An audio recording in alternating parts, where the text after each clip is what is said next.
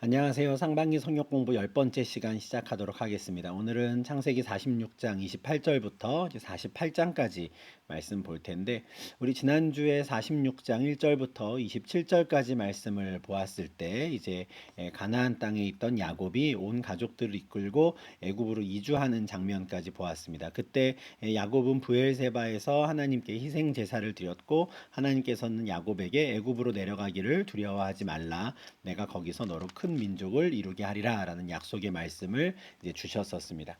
그 말씀을 듣고 이제 야곱은 두려워하는 마음보다는 좀 기대와 더 큰 소망을 가지고 이제 애굽으로 떠날 수 있었죠.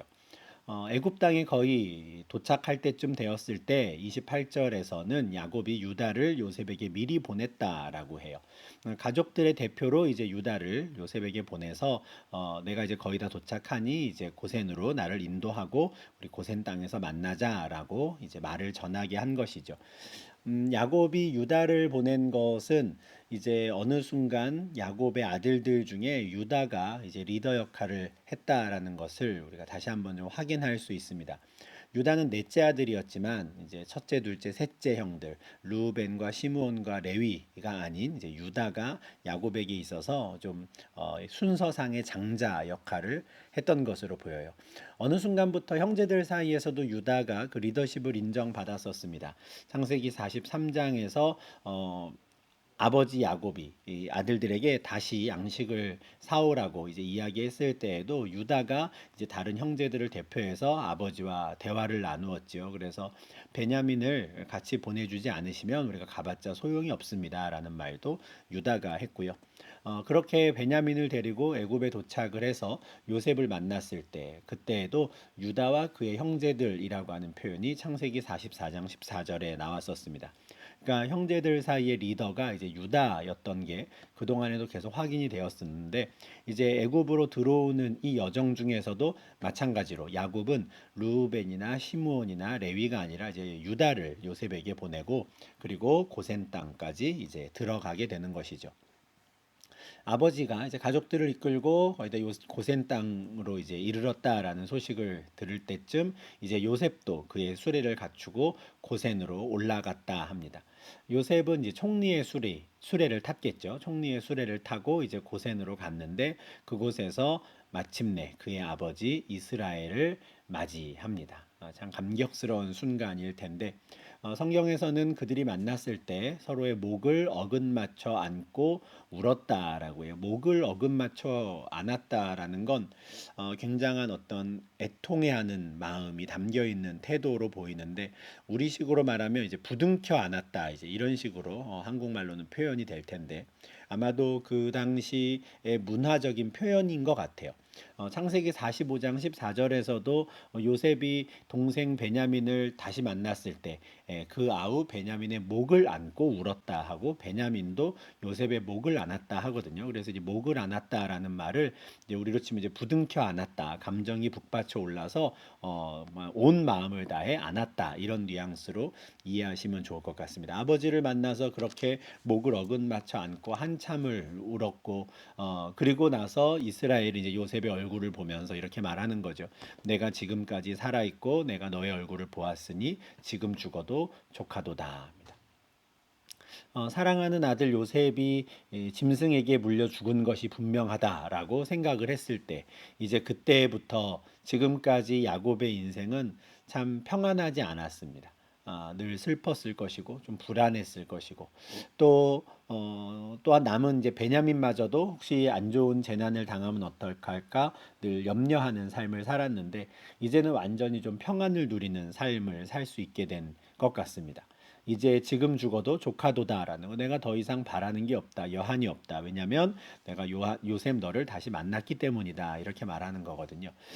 좀 같은 맥락이라고 할 수 있을지 모르겠지만, 한참 동안의 시간이 지나서 정말 노년에 죽기 직전에 이와 같이 정말 여한이 없다, 평안하다라고 말했던 사람이 또 신약 성경에도 나옵니다. 누가복음 2장 28절 29절에 보면 하나님의 아들 그 메시아를 만날 것이다라고 하는 약속을 받았던 그 시므온이라고 하는 노인이 있었는데 그 노인이 이제 아기 예수님을 만났을 때 이렇게 찬송하며 기도하거든요.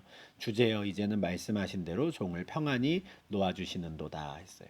그동안에 그에게 평안이 없었는데 아기 예수를 만난 이후에 그에게 참된 평안이 있었고, 아, 이제는 내가 이 땅을 살아가는 모든 목적을 다 이루었구나. 이제는 더 이상 여한이 없다라고 말을 하는 장면인데, 이제 야곱 입장에서는 요셉을 한 번 더 만난 것, 그것이 정말 참된 평안을 얻게 된 이제 출발이라고 할 수 있을 겁니다.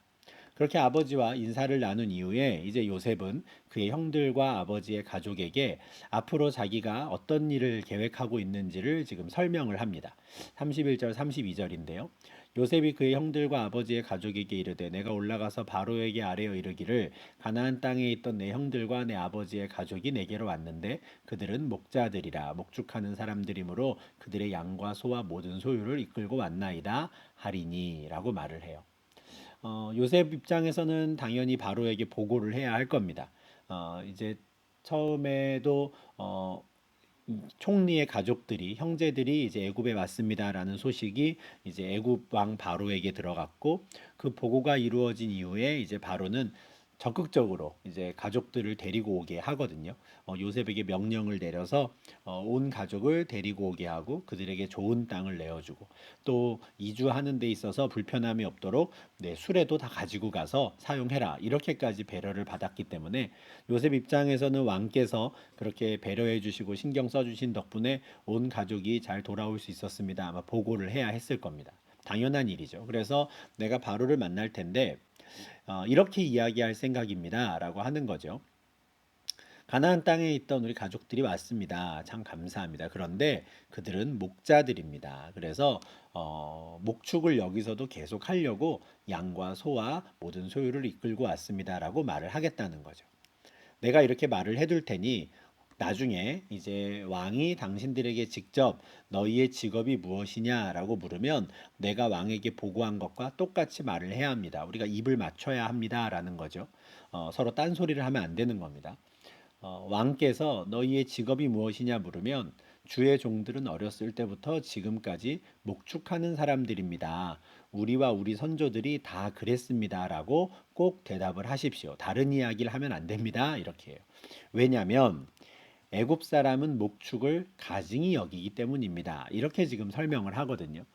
이걸 어떻게 이제 이해할 수 있냐면 지금 요셉은 자기의 가족들이 온 것이 다른 신하들에게 어떻게 받아들여질 것인가를 염려하고 있었던 걸로 보입니다. 그냥 우리 입장에서는 아, 요셉 덕분에 야곱의 가족들이 다 애굽으로 잘 와서 이제는 어려움을 겪지 않고 살겠구나라고 우리가 생각을 할 수 있겠지만 그 현실 세계 속에서 요셉 입장에서는 신경이 쓰이지 않을 수가 없습니다. 왜냐하면 애굽 총리의 가족이 왔고 그 총리에게는 11명의 형제들이 있는 거예요. 그렇다면 어떨 가능성이 생깁니까? 혹시라도 애굽의 왕 바로가 총리를 특별히 애정하고 신뢰하고 있는데 총리의 가족들, 총리의 형제들에게 중요한 직책을 맡기진 않을까? 혹시 그들이 잘하는 무엇인가가 있다 그러면 그 부분에 대한 또 권한을 가질 수 있는 또 중요한 직책을 맡기는 건 아닐까? 다시 말해서 애굽의 총리의 가족들이 와서 내 자리를 빼앗지는 않을까라는 염려를 했을 것이라는 것. 그래서 요셉은 우리의 가족들, 내 가족들은 절대 뭐 요즘 말로 하면 정치할 생각이 없습니다. 나라의 어떤 요직을 차지해서 그런 권력을 누릴 마음이 전혀 없는 사람들입니다라는 것을 일찌감치 처음부터 보여주고 싶었던 거죠. 그래서 애굽 사람들은 가증히 여기는 신경도 쓰지 않는 그 목축을 우리는 여기서 계속 할 겁니다라고 이야기를 하라는 거예요. 바로가 너희의 직업이 무엇이냐라고 묻는 것도 이제 그런 의도로 생각을 할 수 있는 겁니다. 혹여라도 그들이 잘하는 게 있다면 그 일을 한번 맡겨 보려고. 국가에 관직을 주고 한번 일을 시켜보려고. 요셉이 일을 잘하고 있으니까. 그런데 절대 그 생각을 하지 마십시오라고 지금 요셉은 말하는 겁니다. 바로가 물으면 우리는 목축을 할 거라고 말을 하고 그러면 계속해서 고센 땅에서 살 수 있을 겁니다. 고센 땅도 좋은 땅입니다. 지난주에 보여드렸던 것처럼 나일강 하류에 저 넓은 드넓은 삼각주 지역, 평야 지역의 이제 동쪽에 이제 고센 땅이 있거든요. 우리가 그곳에서 그냥 평화롭게 안전하게 목축을 하면서 살 수 있으면 좋겠습니다. 이게 지금 요셉의 마음인 거예요. 그러니 형들과 이제 바로에게 왕에게 어떻게 말을 할 것인지 입을 맞춘 겁니다. 그리고 이제 먼저 바로에게 가서 보고를 하는 것이죠. 왕이시여, 내 아버지와 내 형들과 그들의 양과 소와 모든 소유가 가나안 땅에서 와서 고센 땅에 도착을 했습니다. 왕께서 배려해 주신 덕분입니다라고 감사 인사도 표했을 겁니다. 그리고 가족들의 대표로 이제 5명의 형들과 함께 바로에게 가서 이제 인사를 하는 것이죠. 어, 요셉이 생각했던 것처럼 바로는 5명의 요셉의 형들을 보니까 생업을 묻습니다. 너희는 뭘 잘하느냐? 이렇게 묻는 거죠. 너희의 생업이 무엇이냐? 그러자 그 형들이 요셉과 입을 맞춘 대로 이렇게 말합니다. 저희들은 목자입니다. 우리만 목자가 아니라 우리와 선조들, 우리는 대대로 목자로 살았습니다. 다시 말해서 우리는 그냥 목축을 잘하는 사람들입니다. 이렇게 말을 하는 거예요. 그리고 우리가 지금 애굽에 온 것은 잠시 머물러 왔습니다라는 뉘앙스로 이야기를 해요. 계속 여기서 살 사람이 아닌 것처럼. 가나안 땅의 기근이 심하여 종들의 양떼를 칠 곳이 없기로 종들이 이곳에 거류하고자 왔습니다 하는 거죠. 일반적인 상황이라면 우리 동생이 애굽의 총리가 되었다고 해도 우리가 오지 않았을 겁니다. 그런데 다만 가나안 땅의 기근이 심해서 우리는 목축을 해야 하는데 더 이상 가나안 땅에서는 목축을 할 수 없어서 이곳에 잠시 머물러 왔습니다라고 대답을 하는 거죠. 이 대답도 요셉과 사전에 입을 맞춘 건지 아닌지 모르겠지만 이 말을 들을 때 주변에 있던 신하들은 안심했을 거예요. 아, 저들은 정말 정치에 권력에 욕심이 없는 사람들이구나. 맞구나. 그러면 우리가 경계할 필요가 없겠구나. 아마 안심을 했을 거예요. 가나안 땅의 기근이 끝나면 혹시 다시 돌아가려나? 뭐 이렇게까지는 생각은 안 했더라도 분명한 건 저들은 계속해서 목축을 하려고 하는구나. 이렇게 생각할 수 있는 설명이었던 거죠. 어, 요셉과 요셉의 형들은 주변의 다른 동료 신하들 그리고 왕에게 좀 안심을 시켜주기 위해서 우리는 그냥 목축을 하러 왔습니다. 우리는 잠시 머물러 왔습니다라고 말을 했겠지만 이들의 대답은 또 창세기 15장에서부터 쭉 이어져 오는 하나님의 계획이 참 큰 섭리 가운데 이루어지고 있구나라는 걸 확인할 수 있는 표현입니다. 창세기 15장 13절에서 하나님께서 아브라함에게 내가 너와 너의 자손들에게 이 가나안 땅을 주겠다라고 말씀을 하시면서 다만 지금 당장은 아니고 400년 뒤다라고 말씀을 하시거든요. 근데 그때 하나님이 뭐라 그러시냐면 너의 자손이 이방 땅에서 객이 될 것이다. 나그네로 살 것이다 해요. 물론 나그네로 사는 기간이 참 깁니다. 400년이면 사실 뭐 거의 이민 몇 세대쯤 될까요? 이민 뭐 11세대, 12세대까지도 내려가는 숫자일 텐데 그렇지만 하나님 입장에서는 여전히 그들은 나그네로 머무는 자들입니다. 왜냐하면 그들에게 주어진 영원한 기업은 애굽 땅이 아니라 가나안 땅이기 때문에 반드시 가나안 땅으로 돌아와야 되는 사람들인 거죠. 그래서 애굽에서의 체류 기간이 아무리 길어진다 하더라도 하나님 입장에서 그들은 그곳에서 나그네로 머무는 겁니다. 목축할 곳이 없어서 잠시 그냥 머물러 온 그런 땅이어야만 하는 것이죠. 그리고 하나님께서는 그들이 애굽에서 나그네로 살았던 그 마음을 잊지 말라라고 하시며 출애굽기 23장 9절에서 너희도 이방 나그네를 압제하지 말아라 하세요. 너희가 애굽 땅에서 나그네로 살아보지 않았느냐? 나그네의 사정을 누구보다 잘 아는 너희들이 이방 나그네를 압제하면 안 된다 하는 것이죠. 하나님께서 이와 같이 애굽 땅에서의 풍요로움을 누리지만 그럼에도 불구하고 애굽 땅은 우리가 잠시 지나가는 땅이다. 우리의 영원한 기업은 가나안 땅이다. 우리는 애굽에서는 나그네와 같이 사는 것이다라고 하는 이 마음을 갖기를 바라셨던 건 그렇게 해야 정말 하나님의 나라, 우리의 본향을 사모하는 마음을 가질 수 있기 때문에 그렇습니다. 우리가 이 땅을 살아갈 때 이 땅의 풍요로움을 우리가 잘 누리는 것도 하나님의 은혜예요. 뭐 그죠? 하나님이 주신 것들을 또 먹고 마시며 기뻐하고 가족들과 함께 행복하게 사는 것, 전도서에서 말하는 것처럼 하나님께서 우리가 이 땅을 살아갈 때 하나님 백성들에게 주시는 중요한 기업이고 몫입니다. 그러나 그것은 영원한 것은 아닌 것이죠. 우리의 영원한 기업은 하나님의 나라인 것이고 이 땅에선 나그네와 같이 살아간다라는 걸 우리도 기억해야 하는 것이죠. 지금 애굽에 들어온 요셉과 요셉의 형제들의 생각이 그와 같았던 겁니다. 그러니 우리는 다른 거 필요 없고 저희는 목축을 잘 할 수 있도록 고센 땅에 살게 해주십시오. 이렇게 이제 보고를 합니다. 그러자 5절에서 바로는 요셉에게 명령을 내립니다. 앞서 너희의 직업이 무엇이냐라는 건 형들에게 직접 물었는데 이제 형들이 원하는 걸 요셉의 가족들이 원하는 걸 들은 이후에는 이제는 공식적인 행정 명령을 총리에게 내리는 거죠. 요셉에게 명령을 내리는 겁니다. 애굽 땅이 너의 앞에 있다. 너가 주고 싶은 땅을 주면 된다.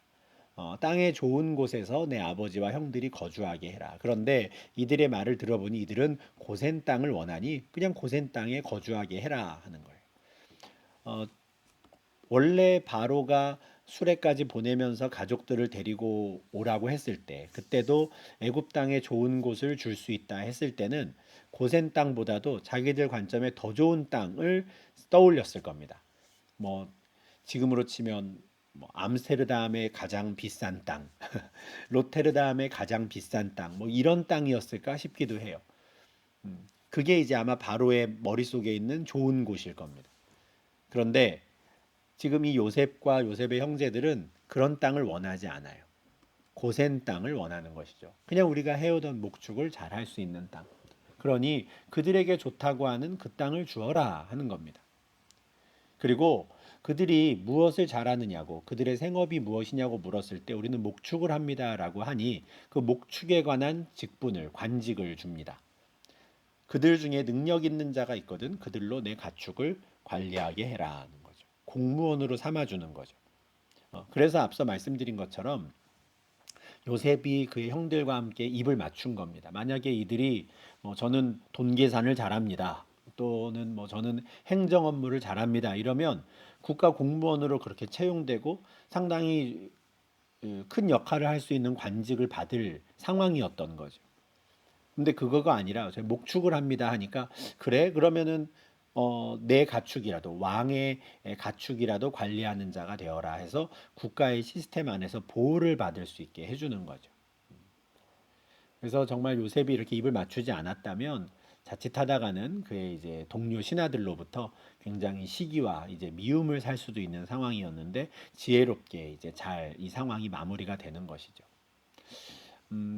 학자들의 연구에 따르면 애고방이 가지고 있던 가축의 수는 헤아릴 수 없을 정도로 대단했고 3천 명 이상의 사람들이 왕의 가축을 관리했다는 기록이 있다고 합니다. 그러니까 어마어마한 숫자인데 아마도 많은 노예들, 종들이 그 일을 했을 겁니다. 애굽 사람들은 목축을 가증히 여기니까요. 그래서 요셉의 형들은 그 수많은 사람들 중에 이제 일부로서 이제 왕의 가축을 관리하는 일을 하게 됩니다. 그럼에도 불구하고 다른 이민자들과는 달리 법의 보호를 받는 좋은 환경 속에서 이제 정착을 할 수 있게 되었을 겁니다. 그렇게 형들이 바로를 만나고 이제 물러난 이후에 이제 요셉은 자기 아버지 야곱을 데리고 바로 앞에 섭니다. 이제 정식으로 아버지를 인사를 시키고 소개를 해드리는 건데 그 자리에 들어갈 때 야곱이 참 특이한 행동을 합니다. 야곱이 바로를 축복해요. 지금은 누가 봐도 바로가 야곱을 축복해야 되는 상황입니다. 이민자로서 야곱은 바로가 주는 혜택을 좀 누려야 되는 상황이거든요. 그래서 바로가 야곱을 축복해야 맞는데 반대로 야곱이 바로를 축복해요. 그러면은 이 축복을 할 때 야곱이 자기 이름으로 축복을 했겠습니까? 그렇지 않죠. 자기가 믿고 섬기는 여호와 하나님의 이름으로 축복을 했을 거예요. 어느새 야곱에게 이와 같은 담대한 믿음이 생긴 건데 어떻게 해서 그런 믿음이 생겼을까? 어떻게 해서 그는 감히 바로에게 축복을 할 수 있는 사람이 되었을까? 그 힌트가 이어지는 8절과 9절에 나옵니다. 바로가 야곱에게 묻되 내 나이가 얼마냐? 야곱이 바로에게 아뢰되 내 나그네 길의 세월이 130년이니이다. 내 나이가 얼마 못되니 우리 조상의 나그네 길의 연조에 미치지 못하나 험악한 세월을 보내었나이다 하고 왕이 야곱에게 처음 묻습니다. 나이가 얼마냐? 딱 봐도 굉장히 연로한 거죠. 그래서 내 나이가 얼마냐 물으니 야곱의 대답이 이렇습니다. 내 나그네 길의 세월이 130년입니다. 130세가 되었는데 야곱은 자기의 인생을 나그네 길이라고 표현을 해요. 지금 야곱이 가족들과 함께 가나안 땅을 떠나서 애굽에 정착해서 애굽에서도 그들은 나그네로 살겠지만 야곱은 단지 그냥 애굽에서의 삶만이 나그네가 아니었던 거죠. 자기의 평생의 삶이 나그네와 같다. 어쩌면 야곱은 이제 점점 하나님의 나라를 자기가 돌아가야 하는 그 본향을 사모하기 시작한 것 아닌가 싶어요. 아, 이 땅에서의 삶은 지나가는 거구나. 나그네 길이구나를 알게 되는 거고 그래서 자기의 인생을 그렇게 표현합니다. 그런데 이 야곱의 대답이 참 특이한 것은 앞에서도 바로를 축복하는 것도 특이했는데 바로에게 대답을 할 때도 1인칭을 씁니다. 내 나이, 내 나그네 길 이렇게 표현해요. 마치 자신이 바로와 동등한 사람인 것처럼. 이게 좀 특이하다고 말씀드리는 이유는 앞서 요셉의 형들이 바로와의 질문에 대답을 할 때에는 한껏 자신들을 낮췄거든요. 종들은 목자입니다. 종들의 양떼를 칠 곳을 주십시오. 종들은 고센 땅에 살기 원합니다. 온전히 바로로부터 은혜를 구하고 복을 구하는 표현이죠. 우리는 종입니다. 당신은 우리의 주인입니다. 이런 뜻인데 야곱은 이런 표현을 쓰지 않는 거죠. 내 나이가 나의 나그네 길이 이런 식으로 1인칭을 씁니다. 대등한 관계인 것처럼 설명을 하는 것이죠. 엄밀히 말하면 예법상은 이렇게 하면 안 될 텐데 바로는 바로대로 지금 야곱의 연로함을 또한 존중하는 차원에서 아마 그냥 이 말을 그대로 듣고 있지 않았을까 싶습니다. 근데 요 야곱은 나그네 길이라고 표현한 자신의 인생을 또 다른 말로 구절에서 말해요. 험악한 세월이라는 말을 쓰죠. 우리 조상들도 다 나그네로 살다가 이제 떠났는데 우리 조상들이 보냈던 나그네로서의 시간에 비하면 저는 아직 젊습니다. 130년밖에 되지 않았습니다. 아브라함과 이삭은 훨씬 더 오래 180세를 넘고 170세를 넘어서 살았기 때문에 이제 그에 비하면 저는 아직 어립니다. 이런 뜻인데 그렇지만 그 연수에 상관없이 저는 누구보다도 험악한 세월을 보냈습니다라고 말을 해요. 그렇죠. 형과 싸우다시피 해서 형의 축복을 자기가 가로챘고 그걸로 인해 형이 자신을 죽이려고 해서 하란으로 도망쳐서 20년을 살았고 그곳에서 외삼촌에게 정말 계속 속으면서 된통 고생을 하다가 또 돌아올 때에는 형이 나를 또 죽이지 않을까 불안해서 야복강에서 하나님의 사자와 또 씨름을 하기도 하고 또 돌아와서 가나안 땅에서 이제 평안히 살겠구나 했는데 이제 세겜성 사건이 있었잖아요. 시므온과 레위가 그 사람들을 다 죽임으로써 또 두렵고 떨게 되고 그랬다가 결정적으로 가나안 땅에 와서 사는 동안에 요셉이 죽었다라고 생각되는 요셉을 잃어버리는 끔찍한 일도 겪었습니다. 이 모든 것 그리고 가정사도 얼마나 참 복잡했습니까? 네 명의 아내들 사이에서 정말 도구와 같이 쓰였던 순간도 있습니다. 이 모든 시간이 지금 험악한 세월이라고 표현이 되는 거예요. 야곱은 나그네 같은 삶을 참 험악하게 보낸 사람이에요. 그런데 그 험악한 세월을 보내는 동안에 그는 여호와 하나님을 만났고 아브라함과 이삭의 하나님을 자기의 하나님으로 고백하게 되었고 그 결과 복의 근원이신 하나님의 이름으로 바로를 축복하게 된 것이죠. 바로를 만나러 들어갈 때에도 그를 축복했는데 나올 때에도 또 축복을 합니다. 10절이죠. 야곱이 바로에게 축복하고 그 앞에서 나오니라. 사실 야곱은 자기가 받은 복을 다른 사람에게 나눠주는 사람이 아니었습니다. 오히려 다른 사람의 복도 빼앗고자 했던 사람이죠. 그런데 이제 그는 여호와 하나님의 이름으로 바로를 다른 사람을 축복할 수 있는 사람이 되었습니다. 창세기 12장 3절에서 하나님께서 아브라함에게 땅의 모든 족속이 너로 말미암아 복을 얻을 것이라 했는데 이 아브라함에게 주신 약속이 그의 손자 이제 야곱에게 이루어지는 것이고요. 야곱도 하나님께 직접 같은 약속을 들었었죠. 28장 14절입니다. 형을 피해 이제 하란으로 도망가는 그 길에 하나님께서 나타나셔서 이런 약속을 주셨습니다. 땅의 모든 족속이 너와 내 자손으로 말미암아 복을 받으리라. 지금 야곱이 애굽의 왕 이민족이잖아요. 다른 민족인데 그 모든 족속을 향해서 지금 복을 선포하는 것이 또 이루어지는 겁니다. 그렇게 가족들을 인사시킨 후에 요셉은 바로가 명령한 대로 그대로 합니다. 애굽에 좋은 땅을 주어라. 그들이 고센을 원하니 고센을 주어라 하는 거거든요. 그래서 공식적으로 이제 행정 명령을 또 이제 수행을 하는데 요셉이 바로의 명령대로 그의 아버지와 그 형제들에게 거주할 곳을 주었다는 거죠. 그래서 애굽의 좋은 땅 라암셋을 주었다는 겁니다. 갑자기 라암셋이라는 이름이 좀 튀어나와서 저희가 좀 당황스러운데 원래 같으면 이제 원래 맞는 설명은 애굽의 좋은 땅 고센입니다. 그죠? 고센을 그들에게 주었다. 고센을 달라 했고 왕도 고센을 주라고 했으니까요. 근데 갑자기 왜 라암셋이라는 이름을 등장했을까?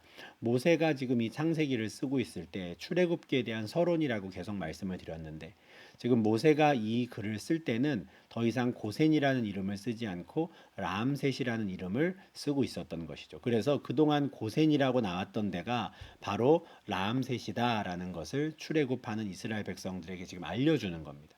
왜냐하면 원래 그들이 그곳에서 계속 살고 있었거든요. 애굽의 좋은 땅 고센, 애굽의 좋은 땅 라암셋을 그들이 받았는데 언제부터 이 라암셋이라는 이름이 쓰였냐면 참 아이러니하게도 이스라엘 백성들이 국고성을 지었던 그때부터입니다. 자기들이 원래 살던 그 고센 땅에 이제 바로는 또 다른 바로입니다. 후대의 사람이죠.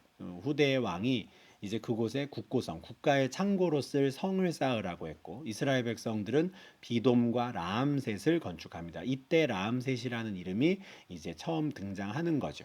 그리고 더 이상 고센이라는 이름을 쓰지 않고 라암셋이라는 이름을 썼던 것이고 이 출애굽했던 이스라엘 백성들이 살던 시대에는 이제 라암셋이 그곳을 가리키는 지명이 되는 겁니다. 그래서 출애굽기 12장 37절에서는 이스라엘 자손이 라암셋을 떠나서 숫곳에 이르렀다 해요. 그러니까 애굽 땅에서 원래 라암셋, 원래부터 살던 고센에 430년을 계속 살고 있었고 그리고 그곳을 떠나서 이제 출애굽이 시작되었다라는 겁니다. 그래서 이 야곱의 가족들이 애굽에 들어가서 받은 땅의 이름을 고센에서 라암셋으로 갑자기 바꾼 것은 지금 우리가 살던 곳이 처음부터 야곱이 왕의 허락을 받아서 우리에게 주어진 땅이었구나라는 것을 좀 알려주고자 모세는 애굽의 좋은 땅 라암셋이라는 표현을 쓴 걸로 보입니다. 이제 그 땅이 이제 야곱의 가족들의 소유가 되었고 이제 요셉은 그의 아버지와 그의 형들과 아버지의 온 집의 그 식구를 따라서 먹을 것을 주어서 봉양하기 시작합니다. 나 믿고 오십시오라고 했었거든요. 45장 11절에서 아직 흉년이 5년이나 더 남았는데 애굽으로 오셔서 고센 땅에 머무시면 내가 거기서 아버지를 봉양할 것이고 아버지뿐만 아니라 아버지의 가족과 아버지께 속한 모든 사람을 내가 책임지겠습니다 했었어요. 그리고 그 약속을 그대로 지키는 것이죠. 이렇게 이제 12절까지 해가지고 이제 애굽 야곱의 가족들이 애굽으로 이렇게 이주했고 그 이주한 이후에 이제 어떤 과정들이 있었는가 그리고 그들이 어떻게 그 애굽 땅에 정착하게 되었는가를 이제 좀 설명을 해주었습니다.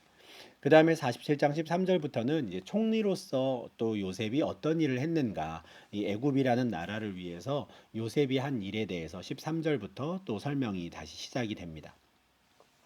기근이 더욱 심하여 사방에 먹을 것이 없고 애굽 땅과 가나안 땅이 기근으로 황폐하니 요셉이 곡식을 팔아 애굽 땅과 가나안 땅에 있는 돈을 모두 거두어 드리고 그 돈을 바로의 궁으로 가져가니 애굽 땅과 가나안 땅에 돈이 떨어진지라.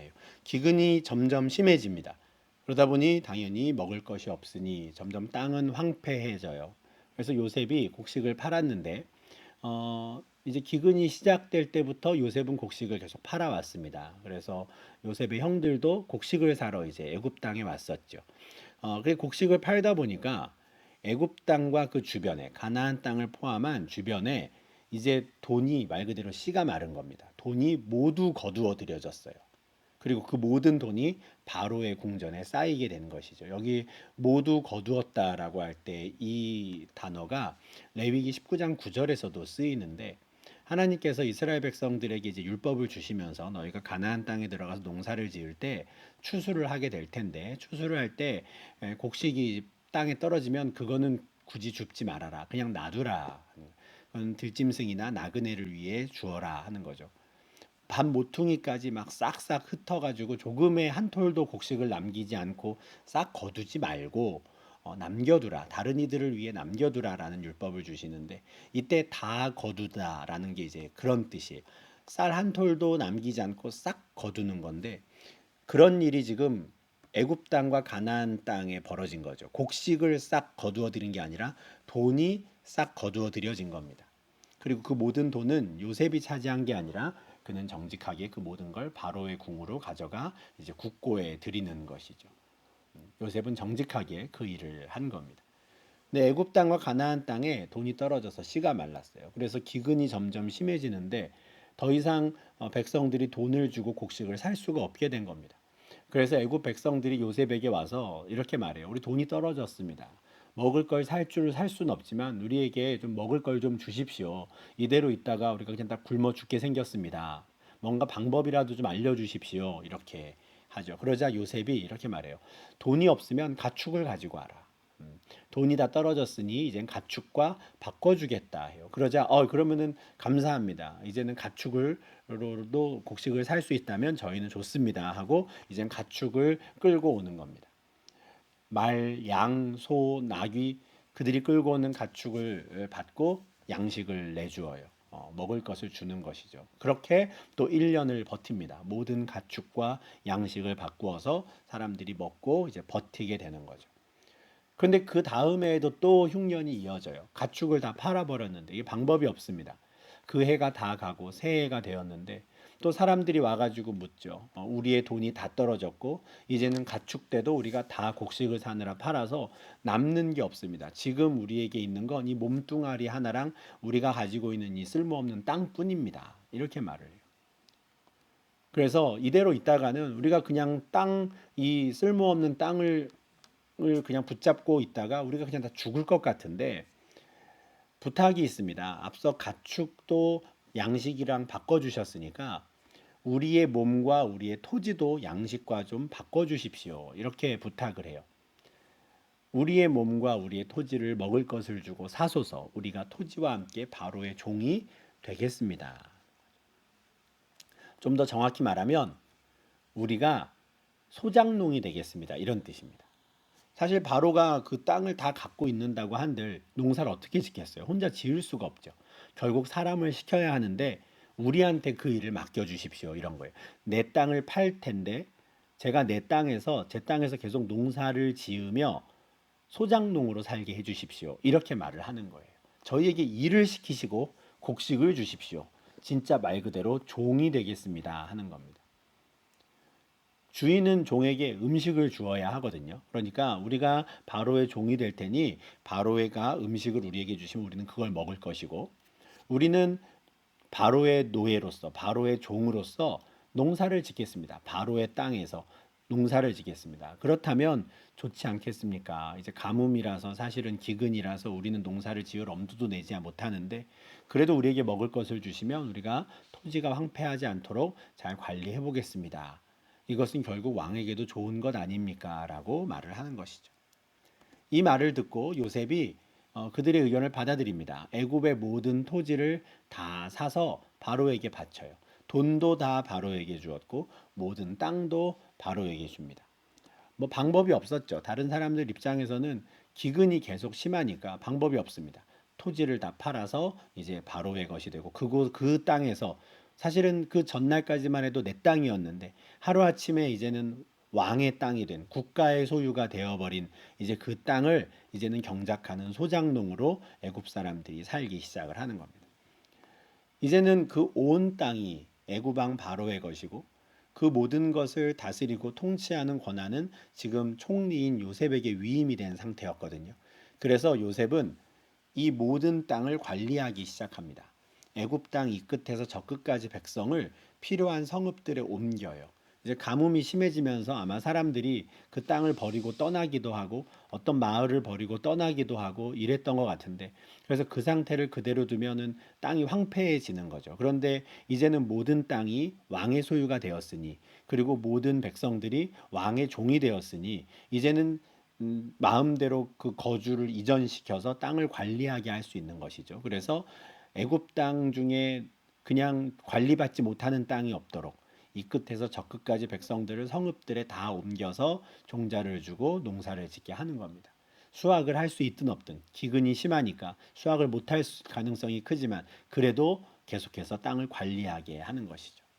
다만 제사장들의 토지는 사지 않았다. 제사장들은 땅을 팔지 않은 거예요. 왜냐하면 땅을 팔지 않아도 원래부터 왕이 자신들에게 녹봉을 주니까 곡식을 주기 때문에 제사장들은 토지를 팔 필요가 없었습니다. 다만 다른 모든 사람들은 그 땅을 다 팔아서 그 땅들이 다 바로의 소유가 된 것이죠.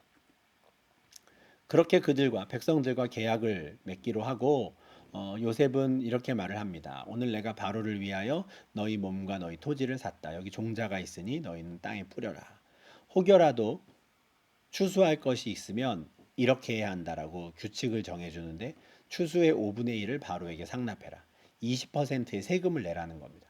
그리고 5분의 4는 너희가 가져라. 너희 몫이다. 만약에 농사가 성공한다면 요셉은 창고에 쌓아둔 곡식을 더 이상 나눠주지 않아도 되는 이득이 되었을 겁니다. 5분의 4의 곡식을 가지고 이제 그들이 먹을 수 있는 것이죠. 그걸 갖고 토지의 종자로도 삼고 너희의 양식으로도 삼고 너희 가족과 어린아이 양식으로도 삼아라. 이런 계약을 맺자 하는 거죠. 이와 같은 총리의 제안을 듣고 백성들이 감격합니다. 주께서 우리를 살리셨사오니 우리가 주께 은혜를 입고 바로의 종이 되겠나이다. 너무 감사합니다 하는 거예요. 돈도 다 떨어졌고 땅도 다 가축도 다 이제는 팔았고 이제 남아 있는 건 몸뚱아리랑 땅밖에 없는데 그거라도 받고 곡식을 주신다고 하니 너무 감사합니다. 당신이 우리를 살리셨습니다. 이렇게 말을 하는 거죠. 사실 내용만 들으면 뭔가 되게 악덕 무슨 고리대금 업자 같잖아요. 돈도 뺏는 것 같고 가축도 뺏는 것 같고 그러나 그 당시의 분위기는 전혀 그게 아니었다는 거죠. 정말 굶어 죽을 위기였기 때문에 그렇게라도 자신들에게 양식을 주는 것 그것이 감격스러운 순간입니다. 그래서 당신이 우리를 살렸습니다라고 말하는 거고요. 창세기 45장 5절에서 요셉이 형들을 안심시키려고 당신들이 나를 이곳에 팔았다고 해서 근심하지 마소서라고 말하는데 그때 이런 말을 해요. 하나님이 생명을 구원하시려고 나를 당신들보다 먼저 보내셨나이다 하거든요. 여기에서의 생명은 단지 야곱의 가족들만이 아닌 거죠. 애굽의 온 땅의 백성들도 다 포함되는 겁니다. 그러다 보니 지금 이 애굽 백성들이 주께서 우리를 살리셨다라고 말을 하는 거죠. 하나님이 많은 생명을 구원하시려고 나를 보내셨습니다 할 때 그 구원의 대상에 애굽 사람들도 다 포함되어 있었던 겁니다. 이것은 앞서 말씀드렸던 창세기 28장 14절에서 하나님께서 야곱에게 땅의 모든 족속이 너와 내 자손으로 말미암아 복을 받으리라라고 말씀하셨던 것도 이루어졌다는 게 또 구체적으로 나오는 거예요. 야곱이 바로를 축복함으로써 또 이 말씀이 성취되었다 말씀을 드렸는데 더 구체적이고 현실적으로 야곱의 자손으로 말미암아 누굽니까? 요셉으로 말미암아 애굽 사람들이 복을 받은 것이죠. 애굽뿐만 아니라 야곱의 가족들뿐만 아니라 그 주변에 살고 있는 민족들 그래서 애굽에 와서 양식을 구해갈 수 있는 모든 족속이 야곱의 자손 요셉으로 말미암아 복을 받게 되는 것이죠. 이와 같은 규칙 왕의 땅에서 농사를 짓는 자들은 5분의 1을 세금으로 내고 5분의 4는 자신들의 종자와 양식으로 삼으라는 것. 이것을 애굽 토지법으로 정하게 됩니다. 이 요셉이 애굽 토지법을 만든 거예요. 5분의 1은 바로에게 그리고 제사장의 토지는 건드리지 않는다. 이런 거거든요. 근데 이와 같은 애굽의 토지법이 오늘날까지 이르렀다 합니다. 오늘날이 언제입니까? 지금 모세가 이 창세기를 쓰고 있는 그때까지입니다. 430년 동안 이어져 오는 그 애굽의 토지법을 바로 지금 요셉이 만들었다라는 것을 지금 알려주는 겁니다. 이렇게 해서 요셉은 가나안 땅으로부터 가족들을 불러서 고센 땅에서 안정적으로 살 수 있는 기반을 마련했고 또 애굽의 총리로서도 또 어떻게 이 흉년 기간 동안에 이 모든 것들을 관리하고 또 어떤 나라의 법을 세워서 모두가 정말 굶어 죽지 않고 모두의 생명을 구할 수 있을까에 대해서 참 지혜롭게 잘 판단을 내리고 정책을 세워서 총리로서의 일도 잘 감당했다라는 것을 또 우리가 좀 보게 됩니다. 이렇게 47장에서는 이제 가나안 땅에서 어떻게 야곱이 가족들과 함께 올 수 있었는가, 그리고 총리 요셉은 어떤 일을 했는가를 이제 저희들에게 보여줍니다. 그리고 48장, 49장, 50장에서는 이제 야곱과 요셉의 죽음에 대한 이 준비를 하는 과정들이 쭉 나오는데요. 일단 48장에서 또 야곱이 자신의 죽음을 준비하기 위해서 하는 첫 번째 일이 있는데, 그것이 무엇인지 한번 좀 살펴보도록 하겠습니다. 48장은 우리 다음 영상에서 이어가도록 하겠습니다.